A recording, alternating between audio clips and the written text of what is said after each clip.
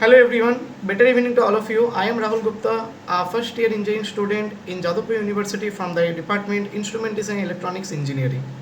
So you saw the thumbnail. Yes, the thumbnail is right. I took a drop year, and before the drop year with my class 12th I scored 93 percentile in JEE Mains. I think you all know 93 percentile is a very low percentile in JEE Mains. Okay, and I ranked 1860 in WBG and the marks 76. I took a drop year and I made it to 98 percentile in JEE Mains and 117 marks in WBG and ranked 714, and with that rank I got Jadavpur University IE department. So yes, obviously drop year নিলে improvement করা যায় আর ভালোভাবে করা যায়। আমি তোদেরকে আরেকটা জিনিস বলছি, তোদের কাছে তো তবুও চান্স আছে ড্রপ ইয়ার নিয়ে তোরা ভালোভাবে প্রিপেয়ার করবি। আমার কাছে এরকম আমার কন্ডিশন ছিল, যেহেতু আমি কোথাও না কোথাও আমার প্যারেন্টসরা ডাউটে ছিল যে ড্রপ ইয়ারে আমি ভালো করতে পারবো কি পারবো না, তাই জন্য আমার যখন আগের বছর যখন 1860 র্যাঙ্ক হয়েছিল আমি ওইটার বেসিসে যাদবপুরে পাওয়ার ইঞ্জিনিয়ারিং পাচ্ছিলাম। তো আমি পাওয়ার ইঞ্জিনিয়ারিং পেয়ে পাওয়ার ইঞ্জিনিয়ারিংয়ে অ্যাডমিশন নিয়ে পাওয়ার ইঞ্জিনিয়ারিংয়ে নিজের পড়াটা কন্টিনিউ করতে করতে আমি ড্রপ দিয়েছিলাম। আর and I hope you all know যাদবপুরে একাডেমিক প্রেসার কতটা হাই। পাওয়ার ইঞ্জিনিয়ারিংয়ে আমি পড়ছিলাম, আমি একাডেমিক প্রেসারটা মেনটেন করে ম্যানেজ করে আমি যেই ডব্লিউবিজির জন্যও পড়ছিলাম। তো ইয়েস, ড্রপ ইয়ারে অনেক টাইম পাওয়া যায়, এটা সত্যি কথা। একটা ক্লাস 12 স্টুডেন্টস সাথে যদি কম্পেয়ার করিস ড্রপ ইয়ারে অনেক টাইম পাওয়া যায়, কিন্তু ইউটিলাইজকে করা যায় ওটা নিয়ে আজকে বলবো আমি আমার পুরো স্টোরিটা। ঠিক আছে, স্টার্ট করা যায়। দেখ, স্টার্টিংটা কোথাও না কোথাও এরকম টাইমে হচ্ছে যখন আমাদের ডব্লিউবিজির এক্সামটা হয়ে গেছিলো। কোথাও না কোথাও আমার মার্কস আসছিলো 76। আমি বুঝে গেছিলাম যে না, অ্যাটলিস্ট আমি ডিজার্ভ করি 100+। যেই মেন্স তো বাজে হয়েছিল 93 পার্সেন্টাইলে, কোথাও না কোথাও টার্গেট ছিল যে এবার 97-98 পার্সেন্টাইলে আমাকে যেতেই হবে। কী করে যাবো আমি কীভাবে আমি প্যারেন্টসদেরকে বিলিভ করাবো যে আমি পারবো? ওইটার জন্য আমি কী করেছিলাম, যখন 76 মার্কস হয়েছিল আমি যাদবপুরে পাওয়ার পেয়েছিলাম, আমি আমার প্যারেন্টসদের বলেছিলাম এর থেকে আমি বেটার করতে পারবো। তখন কিন্তু আমার অ্যাকাডেমিক যে কন্ডিশন ওটা অনেক খারাপ হয়ে গেছিলো। কেন হয়েছিল? অবভিয়াসলি 11-12-এ অনেক ডিস্ট্রাকশান থাকে, আর তার জন্যই হয়তো আমার অ্যাকাডেমিক কন্ডিশন অনেক খারাপ হয়েছে। তো ড্রপ ইয়ারের ভাবনা চিন্তা আমার আসে, আর আমি স্টার্ট করে দিই। 76 মার্কস পাওয়ার পর আমি সঙ্গে সঙ্গে স্টার্ট করে দিই। আমি একটাও টাইম আমি আর ওয়েস্ট করিনি, কারণ আমি জানি 76 মার্কসে কি 1860 র্যাঙ্ক হয়েছে, ওটাতে আমি ভালো ব্রাঞ্চ পাবো না। আমি যদি ইন ফিউচারে যদি আমি ইঞ্জিনিয়ারিং ক্যারিয়ারে যদি আমি বেটার করতে চাই তো আমাকে অ্যাটলিস্ট 100,000 র্যাঙ্ক চাই, আমার অ্যাটলিস্ট 800 র্যাঙ্ক চাই। কেউ আজ যদি 10K র্যাঙ্ক করছে, সে কোনো প্রাইভেট কলেজে অ্যাডমিশন নিয়ে নিচ্ছে, কী ভাবছে সে অনেক ভালো কিছু করে নেবে?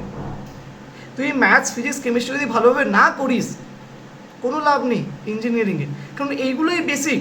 আর এইগুলো যদি না জানিস তুই অ্যালগোরিদম কী করে করবি, তুই কোডিং কী করে করবি, তুই লজিক কী করে ডেভেলপ করবি যদি ম্যাথস যদি তোর ভালো না লাগে? তো আমি ওইভাবেই আমি আবার ড্রপ দিলাম।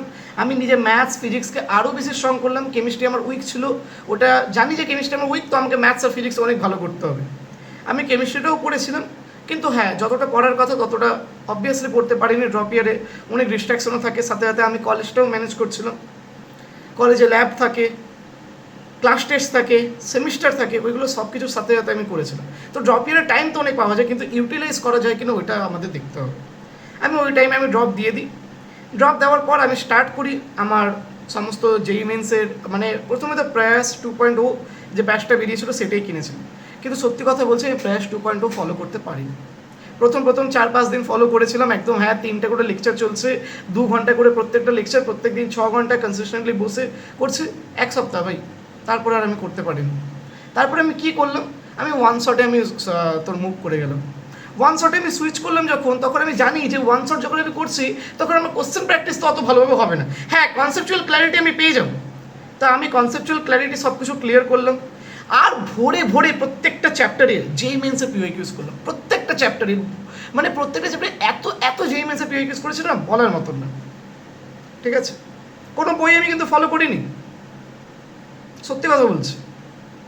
ওয়ান শট ভিডিও দেখেছি, কনসেপ্ট ক্লিয়ার করেছি, আর কেবলমাত্র কোশ্চেন প্র্যাকটিস করেছি ওই 7 দিনের পর। এতে জানিস একটা কি লাভ হয়েছে, যে আমার চ্যাপ্টারগুলো তো তাড়াতাড়ি শেষ হয়ে গেছে, তার সাথে সাথে আমি কোশ্চেন প্র্যাকটিস অনেক ভালোভাবে করে নিয়েছি। কিন্তু হ্যাঁ, কেউ যদি প্রয়াস ব্যাচ কিনে যদি ওটা ফলো করিস আরও বেটার রেজাল্ট হবে, আরও ভালো করতে পারবি তোরা। কিন্তু যেটা আমার দ্বারা হয়নি, কারণ দেখ আমি এমন একটা স্টুডেন্ট না যে অত বেশি নোটস লেখাতে মানে বিলিভ করে না।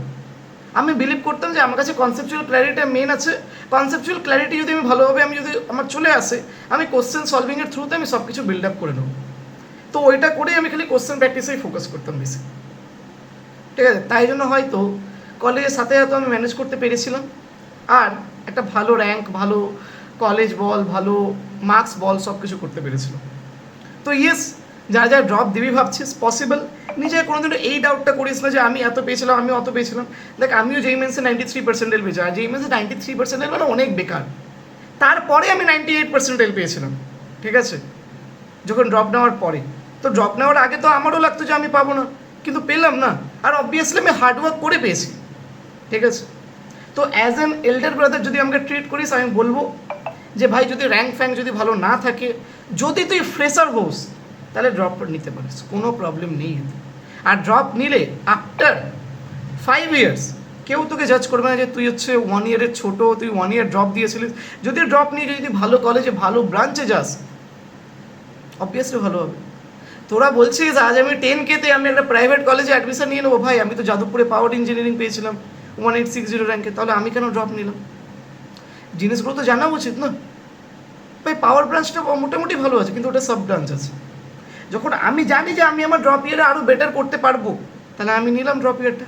দেখ কিন্তু ড্রপ ইয়ারটা আবার সবার জন্য হয় না, সবাই যে ভালো করবে এরকম কথা নেই। আমার অনেক ফ্রেন্ডসরা ছিল সেই মোমেন্টে যারা ড্রপ ইয়ার নিয়ে আরও বেকার র্যাঙ্ক করলো, কিন্তু হার্ডওয়ার্ক তো আমি করেছিলাম, তাই জন্য আমি পেয়েছিলাম। ওরা হয়তো অনেকটা ডিস্ট্র্যাক্টেড হয়ে গেছিলো, ড্রপ ইয়ারও সেম মিস্টেকগুলো রিপিট করেছিল। তাহলে যখন তুই ড্রপ ইয়ার নিচ্ছিস, তোকে নিজেকে প্রমিস করতে হবে যে ওই যেই মিস্টেকগুলোর জন্য আমার র্যাঙ্কটা হয়নি, সেটা আমি আর করবো না, ওই মিস্টেক আমি রিপিট হতে দেবো না। একদিনও যদি রিপিট হয়, ওটার জন্য একটা স্ট্রিক্ট পানিশমেন্ট নিজেকে দিবি, তারপর থেকে দেখবি তুই একদম পুরোপুরি রাইট ট্র্যাকে চলে আসবি, ঠিক আছে।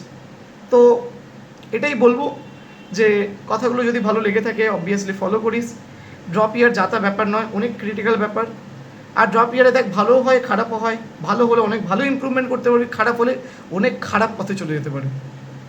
তো সব কিছু ডিপেন্ড করছে তোর উপর, তুই যেমন করতে পারবি তেমনই হবে। আর অবভিয়াসলি তোরা এরকম মোটিভেশন খুঁজিস যে কেউ করেছে কিনা অলরেডি, হ্যাঁ আমি করেছি, তোরাও করতে পারে।